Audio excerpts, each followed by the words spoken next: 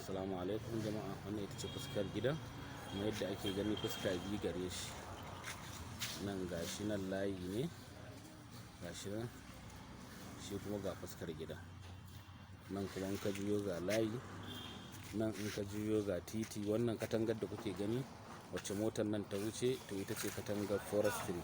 Gashi nan da yake sabon guri ne, ana dai sababbin gine-gine, amma gashi ga titi na kuntau. To wannan shine ga gidan za mu shiga.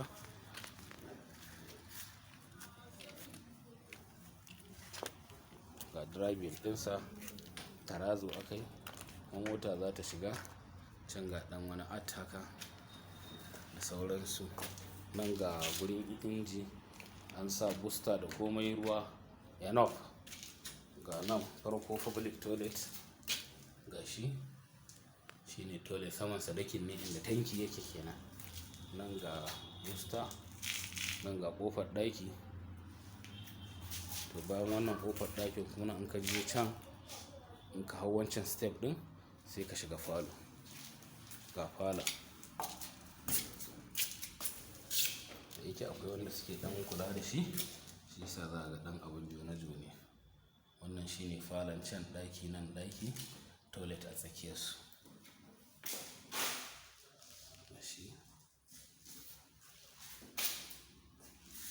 Ga dining table. Bari mu shiga ɗakuna. Wannan shine ɗaki na farko, kamar yadda ake gani. Ga ventilation, wanda wannan taga, ga kuma ventilation da yake ka iska.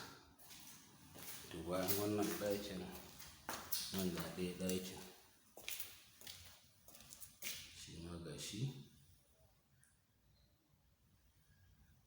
ga ventilation, shi ma dogon ventilation, samansa kuma an sa net.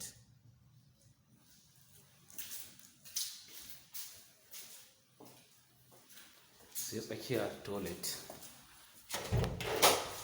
Ga toilet ɗin, sai dai kasancewar da yake ana hadari kuma mun rufe tagar, amma dai gashi nan na ɗan haska shi daidai gwargwado.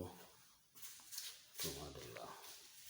To nan kuma in aka juyo ga kitchen, duk a cikin wannan falo.